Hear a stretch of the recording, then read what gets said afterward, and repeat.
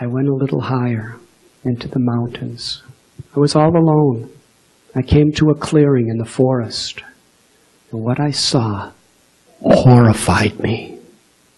There were people, some in rags, some naked, emaciated, in total poverty, just living on the ground.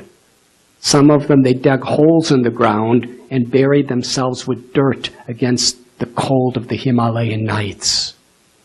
But what struck me most is many of them had no fingers. They had deformed faces with their noses melted away.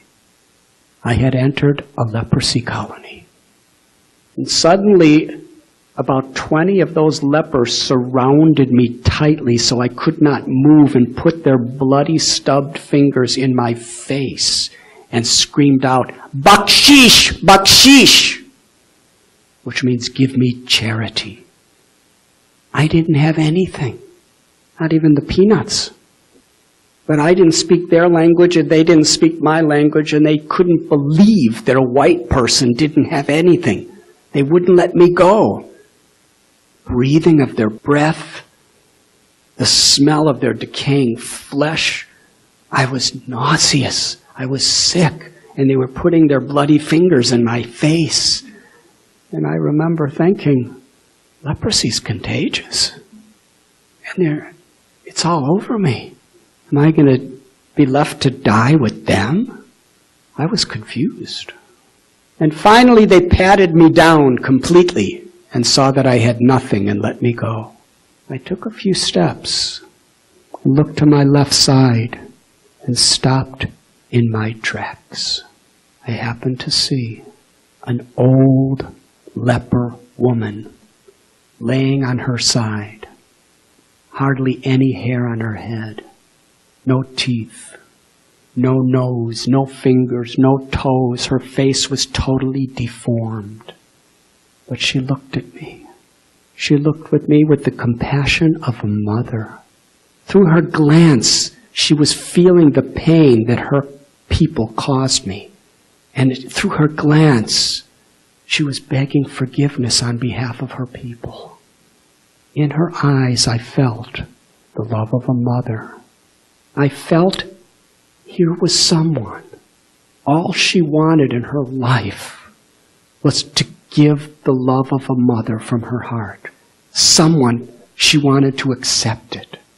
It may have been 20 or 30 years that nobody had accepted that from her.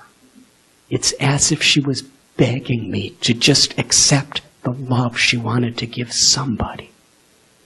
Then she put out her fingerless hand to bless me. And I ran over to her, got on my knees and put my head under her hand. And I heard her say in the Hindi language again and again, "May God bless you, my child. May God bless you. May God bless you." And I looked up and I saw ecstasy on her face.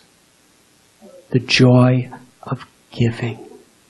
Now you may not understand this, and even I couldn't understand it. But I could tell you, as I was looking in her face, seeing the joy of her motherly affection, I was thinking, she is the most beautiful person I've ever met in my life. After I left her, we were both crying. I went to the river and contemplated, what is real beauty? Real beauty is the love of the heart. Real beauty is not simply the external features that are ever changing in a person. And if only we can connect to that beauty within ourselves and connect with that beauty within others, then there is real relationships, deep relationships, spiritual relationships.